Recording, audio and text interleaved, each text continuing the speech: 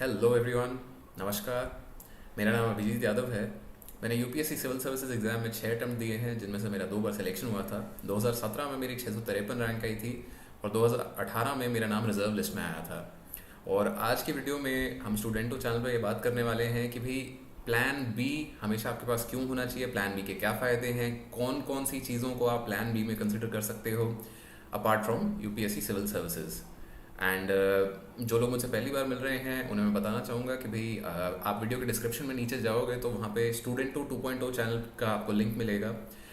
उस चैनल पे मैं रेगुलर बेसिस पे यूपीएससी से रिलेटेड स्ट्रैटेजी की वीडियोस, आपको सिलेबस किस तरीके से कवर करना चाहिए, एनसीईआरटी कैसे कवर करनी चाहिए, इन सब टॉपिक्स पे काफ़ी हफ्ते में 3-4 बार वीडियो बनाता रहता हूँ।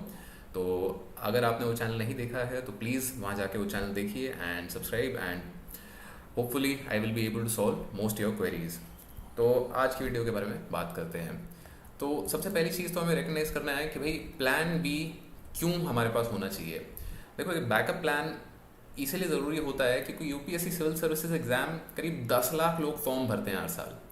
एंड ये 10 लाख लोग जब फॉर्म भरते हैं उनमें से सिर्फ इस साल तो और सीटें कम हो गई हैं, बट पिछले साल का अगर एग्जाम्पल ले तो जैसे 800 नौकरियां मिलेंगी। So that is a success ratio of 0.08%, कि 800 लोग इन 10 लाख में से ऐसे हैं जिनको नौकरी मिलेगी। तो भाई जाहिर सी बात है कि भाई वो 9,90,000 लोग जो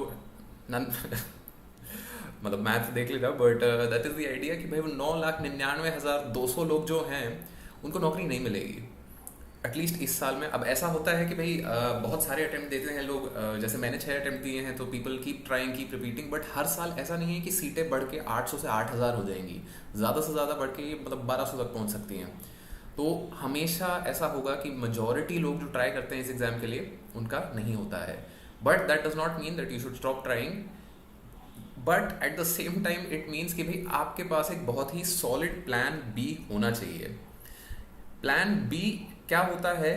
plan B is a backup, कि भाई आप यूपीएससी की तैयारी करते हुए साथ में और अपनी स्किल्स को पॉलिश करते हुए चल रहे हो, साथ में और अपनी चीज़ों के साथ तैयारी कर रहे हो, ताकि भाई जस्ट इन केस आपका नहीं होता है, किसी कारणवश कोई दिक्कत आ जाती है, तो भाई ऐसा नहीं है कि भाई आपने 6 साल छोड़ के सारी तैयारी करी थी और उस हिसाब से आप चल रहे थे, राइट? तो this is why you need a plan B, क्योंकि देखो सक्सेस रेट नंबर 1 यूपीएससी में बहुत कम है। नंबर 2, 5 साल का गैप हो जाता है जब आपके करियर में after your sorry about that, after your degree, तो उससे एम्प्लॉयर्स को जनरली थोड़ी दिक्कत होती है कि भाई आपने बहुत टाइम से कुछ काम नहीं किया है। एंड एक और फिर तीसरी दिक्कत यहाँ पे ये होती है कि हमारे आसपास वाले जो लोग हैं वो ऑब्वियसली पिछले 5 साल से काम कर रहे थे, आप तैयारी कर रहे थे, तो 5 साल में जब भी कोई काम करता है, रेगुलर काम कर रहा है, तो भाई वो 5 साल में उनकी उतनी बढ़त होगी। वो पहले लेट्स से 10,000 की नौकरी से शुरू किया था अगर उन्होंने, तो वो अब मतलब 50,000 लाख रुपया तक भी कमा रहे हो सकते हैं। बट आप जब 5 साल बाद शुरू करोगे तो भाई आपको फिर वही 10, 12, 15, 20,000 की नौकरी से शुरू करना पड़ेगा, जो कि फिर एक वो मतलब जो कंपैरिजन वाली चीज़ होती है, हालांकि करना नहीं चाहिए कंपैरिजन क्योंकि सबकी अपनी जर्नी होती है, बट एक वो चीज़ आ जाती है तो वो भी एक दिक्कत आपको करती है। ये दिक्कत नहीं लेनी चाहिए, इसके बारे में मैंने बहुत बार बोला है, but still this is something to consider, क्योंकि ये दिमाग में बहुत ज़्यादा चलती है चीज़, मेरे भी चली थी। And one of the reasons Y मैं जब अपनी तैयारी कर रहा था तो बीच बीच में मैं कुछ कुछ नौकरियां करता रहता था। तो मेरा अगर एक्सपीरियंस मैं यहाँ पे बताऊँ तो मैंने जब शुरू की थी तैयारी तो उस टाइम पे मैंने सब चीज़ छोड़ दी थी, मैंने कोई बैकअप नहीं रखा था। मुझे लगा था कि भाई मतलब बिल्कुल इसमें घुसना चाहिए, पूरे जी जान लगा के घुसना चाहिए, कोई सेकंड थॉट नहीं, एकदम डेडिकेशन, फोकस, सब कुछ यहीं पे। दिक्कत उससे बस ये होती है कि आप एक बार घुस जाते हो और आप अगर ठीक जगह नहीं जा रहे हो तो आप बस टाइम बर्बाद कर रहे हो अपना, जो कि मैंने पहले 2 अटेम्प्ट में अपना किया था। क्योंकि पहले अटेम्प्ट में मेरे साथ ऐसा हुआ कि भाई मैं कुछ और करते हुए, मैं जस्ट कॉलेज से बाहर निकलते पेपर दिया। सेकंड अटेम्प्ट में ऐसा हुआ कि भाई मैं नौकरी करते हुए पेपर दिया। थर्ड अटेम्प्ट में मैंने बढ़िया से तैयारी करी, उस टाइम पे मेरे पास कोई बैकअप नहीं था। लकीली फॉर मी मेरा 4th अटेम्प्ट में क्लियर हो गया, मेरी रैंक आ गई 653, जिसके चलते हुए फिर मैंने एक और अटेम्प्ट दिया जहाँ पे मेरा रिजर्व लिस्ट में नाम आया। मैं सर्विस में अभी नहीं हूँ कुछ कारणवश। आपने अगर स्टूडेंटो चैनल पे वो जो पिछली वीडियो देवेंद्र भाई के साथ मैंने बनाई थी वो नहीं देखी है तो प्लीज़ वो देख लीजिएगा, वीडियो के डिस्क्रिप्शन में उसका भी लिंक डाल दिया जाएगा। सो द आइडिया इज़ कि मैंने बैकअप इसीलिए नहीं रखा क्योंकि एक तो देखो मेरी ग्रेजुएशन जो है that's from IIT. IIT Delhi से होने का ये फ़ायदा मुझे मिला था कि मुझे इस चीज़ की दिक्कत नहीं लेनी पड़ी कि मुझे नौकरी मिलेगी या नहीं मिलेगी। मुझे ये पता था कि भाई कुछ भी हो जाए, कोई दिक्कत आ जाए, मुझे 25-30 हज़ार की नौकरी मिल जाएगी। मैं कभी भी जाऊँगा बाहर, 25-30 हज़ार से भी ज़्यादा की मिल जाएगी। इस चीज़ की मुझे दिक्कत नहीं थी।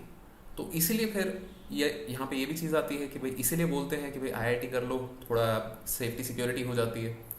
तो वो वाली एक सेफ्टी थी मेरे पास, इसी कारण मैंने ये नहीं सोचा कभी कि भाई मतलब मुझे बैकअप रखना चाहिए। बट ऑब्वियसली बात है कि अभी मैं सर्विस में नहीं हूँ, तो वो चीज़ अब मुझे लगती है कि भाई थोड़ा बैकअप रख लेना चाहिए था। So now let's talk about कि भाई बैकअप के लिए क्या क्या ऑप्शन जनरली लोग रखते हैं। तो बैकअप के लिए अगेन आपके पास दो मेजर क्राइटेरिया आ जाएंगे। एक तो आप जा सकते हो सरकारी नौकरी की तरफ कि भाई और ऑल्टरनेटिव सरकारी नौकरियां जो है, और दूसरा आप जा सकते हो प्राइवेट नौकरियों की तरफ। एक तीसरा ऑप्शन भी होता है बीच में, विच इज़ कि भाई आप अपना धंधा शुरू कर दें। बट वो ऑब्वियसली बात है कि भाई बहुत कम लोग कर पाते हैं, बहुत कम लोग उसमें मतलब फैमिली बैकग्राउंड ले लो या मतलब भाई सेफ्टी सिक्योरिटी वहाँ पे और भी कम होती है और दिक्कत होती है। एंड जनरली अगर आप यूपीएससी 4-5 साल अटेम्प्ट कर चुके होते हो तो आपके पास एक टाइम का प्रेशर भी होता है। तो ये सारी चीज़ें करके जनरली जो तीसरा ऑप्शन है कि भाई अपना कोई धंधा चालू कर रहे हैं, तो वो कम चूज़ करते हैं। जनरली लोग क्या चूज़ करते हैं कि भाई या तो आप अपना सरकारी नौकरी की तरफ जा रहे हो, ऑल्टरनेटिव, या प्राइवेट। तो पहले करते हैं प्राइवेट नौकरियों की बात। तो प्राइवेट नौकरियों में क्या होता है कि भाई आप स्टार्टअप्स में काम कर सकते हो कि भाई नई नई कंपनियां बहुत सारी आ रही हैं, तो आपको सेल्स की नौकरी मिल सकती है, आपको कस्टमर सर्विस एग्जीक्यूटिव की नौकरियां मिल सकती हैं। एंड ये नौकरियां आपको ऑब्वियसली बात है कि भाई ऐसे नहीं है कि घर बैठे मिल जाएंगी, इनके लिए भी थोड़ी मेहनत करनी पड़ेगी। आपको अपना बोल चाल थोड़ा ठीक करना पड़ेगा, थोड़ी मेहनत उसमें भी लगेगी। अगर इंग्लिश आपकी साफ नहीं है तो उस पर काम कर सकते हो, बट इंग्लिश आना ज़रूरी भी नहीं है। बहुत सारी ऐसी नौकरियां भी होती हैं जो भी आपको हिंदी स्पीकिंग पे भी मिल जाती हैं, बट टूटी फूटी अगर आप भाषा बोलते हो या आप कॉन्फिडेंट नहीं हो तो यहाँ पे भी थोड़ा आपको काम करना पड़ेगा। दूसरी चीज़ जो होती है कोचिंग्स, जो जैसे फॉर इंस्टेंस अगर आपने प्रीलिम्स क्लियर कर लिया है या मेंस क्लियर कर लिया है, बट किसी कारणवश भाई आपको नौकरी नहीं मिलती है, आपका फाइनल लिस्ट में नाम नहीं आता है, तो ये लोग क्या करते हैं कि ये यूपीएससी की कोचिंग्स में भी काम करने लग जाते हैं as content developers, as mentors. तो ऐसे कई सारी चीज़ें यहाँ पे भी आपको ऑप्शंस अवेलेबल रहते हैं। सो प्राइवेट सेक्टर में अगर आप काम करने की बात करें तो ये दो मेजर अपने पास ऑप्शन रहते हैं टू स्टार्ट ऑफ। क्योंकि देखो कभी कभार क्या होता है कि भाई शुरू करने में ही दिक्कत आती है कि भाई एक बार शुरुआत करने को कुछ मिल जाए, उसके बाद आगे कर लेंगे। तो शुरुआत करने के लिए आप इंटर्नशिप से शुरू कर सकते हो। तो इंटर्नशिप क्या होती है कि भाई इनमें 5-7 हज़ार आपको महीने का मिलेगा एंड वो आपको काम सिखा देंगे। ऑब्वियसली बात है कि भाई इसमें भी ऐसा नहीं होगा कि कोई घर से आके पकड़ के लेके गया है कि नहीं आओ सीखो। मेहनत वहाँ भी लगेगी, बट शुरुआत करने के लिए एक वो अच्छी जगह हो सकती है and that is where you can do.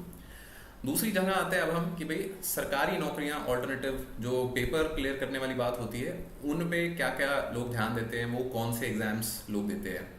तो सबसे एक जो कॉमन एग्ज़ाम लोग देते हैं वो तो आईएफएस फॉरेस्ट सर्विसेज का होता है। ऑल्दो मैं बोलूँगा कि वो सिविल सर्विसेज एग्ज़ाम से कोई ज़्यादा हल्का नहीं होता, क्योंकि प्रीलिम्स दोनों का सेम ही होता है। एंड उस फॉरेस्ट सर्विसेज का जो प्रीलिम्स होता है उसका cut off generally civil services से 10-15 नंबर ऊपर ही जाता है। तो forest services is one of the papers that people give apart from civil services exam. उसके अलावा लोग आरबीआई ग्रेड बी का पेपर देते हैं। यूपीएससी का एक CAPF which is the central armed police forces का असिस्टेंट कमांडेंट्स का पेपर होता है। तो ये पेपर भी लोग काफ़ी देते हैं कि भाई स्टेप बाय स्टेप तैयारी करते हुए चलते हैं कि भाई पहले हम सीएपीएफ का असिस्टेंट कमांडेंट कर लेंगे, फिर यूपीएससी की तैयारी करेंगे, फिर ऐसे करेंगे। और एक जो बहुत ही कॉमन चीज़ लोग करते हैं वो स्टेट सिविल सर्विसेज के एग्जाम होते हैं। अब जैसे जो बड़े स्टेट्स हैं, फॉर इंस्टेंस यूपी हो गया या राजस्थान हो गया या एमपी हो गया या महाराष्ट्र हो गया, तो इनके जो स्टेट सिविल सर्विसेज वाले एग्जाम होते हैं ये काफ़ी लोग अटेम्प्ट करते हैं। एंड जनरली फिर ये होता है कि भाई आपका एक बार स्टेट सिविल सर्विसेज का एग्जाम क्लियर हो गया तो आप फिर उसके बाद यूपीएससी की भी तैयारी करते रहते हैं, राइट। उसके अलावा आईबीपीएस का जो बैंक पीओ का एग्ज़ाम होता है वो भी एक काफ़ी पॉपुलर यहाँ पे माना जाता है कि भाई आप बैंक पीओ की नौकरी कर लो एंड एग्ज़ाम दे लो, वो हो जाता है तो फिर आप उसके बाद यूपीएससी की तैयारी भी साथ साथ करते रह सकते हो। तो ये 4-5 मेजर ऑप्शन है। ऑब्वियसली बात है कि ये एग्जॉस्टिव लिस्ट नहीं है, और भी बहुत सारे एग्जाम्स हैं जो लोग देते हैं, बट ये मेजर स्ट्रीम्स हैं कि भाई आपने स्टेट सिविल सर्विसेज दे दिया, आपने आरबीआई ग्रेड बी दे दिया, आपने फॉरेस्ट सर्विसेज दे दिया, आपने सीएपीएफ का असिस्टेंट कमांडेंट का एग्जाम दे दिया, आपने बैंक पीओ का एग्जाम दे दिया। तो ये ऐसे कुछ एग्जाम्स हैं जो यूपीएससी की तैयारी करते हुए लोग सरकारी नौकरी जो चाहते हैं एज अ बैकअप ऑप्शन, वो ये एग्जाम्स देते हैं। सो दैट्स द आइडिया कि भाई सबसे पहले हमने बात करी कि भाई हमें बैकअप क्यों रखना चाहिए, क्योंकि भाई सक्सेस रेट यूपीएससी में थोड़ा कम है, थोड़ा क्या मतलब काफ़ी कम है, एंड बहुत कम लोग होते हैं, 800 लोग हर साल, 1000 लोग एटमोस्ट हर साल, जो 10 लाख में से जिनको नौकरी मिलती है। तो it is a good idea, ये समझदारी की बात है कि भाई आप एक बैकअप लेके चलो। क्योंकि देखो आप बिना बात के ऐसे हवा में उड़ रहे हो कि नहीं हम ही तोप हैं, हम ही तीर हैं, तो that is not a smart way to go about things. आपको हमेशा एक बैकअप लेके चलना चाहिए ज़िंदगी में। क्यों? क्योंकि देखो कभी भी आपातकालीन परिस्थितियाँ आ सकती है। फॉर इंस्टेंस जैसे कोरोना की बात कर ले अगर, तो किसने सोचा था कि भाई मतलब ऐसे बंद हो जाएगी दुनिया, कि भाई मतलब लॉकडाउन लग जाएंगे, सब ठस बैठ जाएगा, राइट? मतलब धंधे बंद हो गए हैं लोगों के, रोजगार चला गया है, बहुत सारी दिक्कतें आई है। किसी ने सोचा नहीं था ना ऐसा होगा, हो गया। पर तो इसी कारण आप बस ये सोच के चलते रहो कि नहीं बस यूपीएससी ही देना है और कुछ नहीं करेंगे, बस ये है, मतलब ये ड्रीम है, ये फोकस है, अच्छी बात है, बट रियलिस्टिक होना भी एक अच्छी बात है। तो इस तरीके से आप आगे चलते हो, एक बैकअप लेके चलते हो कि भाई अपन स्टेप बाय स्टेप चलेंगे। So that is the most assured way to success. क्योंकि देखो जिंदगी में हमेशा याद रखना, चांस का एक बहुत बड़ा फैक्टर होता है।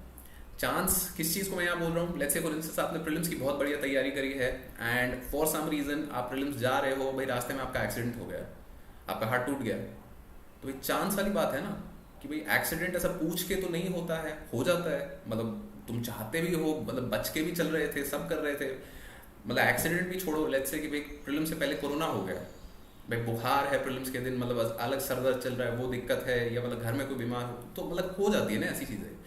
तो चांस का जो फैक्टर है उसको हमें हमेशा साथ लेके चलना चाहिए अपने, कि भाई देखो कभी भी चीज़ें बिगड़ सकती हैं, तो थोड़ा अपने को सेफ भी खेलना चाहिए। मतलब क्रिकेट का अगर एग्जाम्पल लें तो 6 मारने से डरना नहीं है, बट सिंगल लेने से भी ऐसा मतलब ये नहीं है कि हर बॉल पे ही 6 मारना है, सिंगल भी लेके गेम जीता जा सकता है। तो that is the idea for a plan B कि भैया सिंगल लेने से, डबल लेने से डरो मत, सिंगल लेके भी स्कोर आगे बढ़ता है, और वो स्कोर आगे बढ़ के फिर कॉन्फिडेंस जब बढ़ेगा तो फिर अभी चौके छक्के मारने की तैयारी कर सकते हो, right? So that's it for today's video. And अगर आप लोगों को ऐसी और वीडियोस देखनी है कि भाई यूपीएससी की तैयारी के दौरान मोटिवेटेड कैसे रहें, एंड अपनी तैयारी को एनालाइज कैसे करें, आंसर राइटिंग कैसे करें, नोट्स कैसे बनाएं, तो वीडियो के डिस्क्रिप्शन में नीचे स्टूडेंटो 2.0 चैनल का लिंक है, जहाँ पे मैं रेगुलर बेसिस पे ऐसी वीडियोस बनाता रहता हूँ। प्लीज़ आप वहाँ जाके उन्हें चेक कीजिए, and thank you for watching.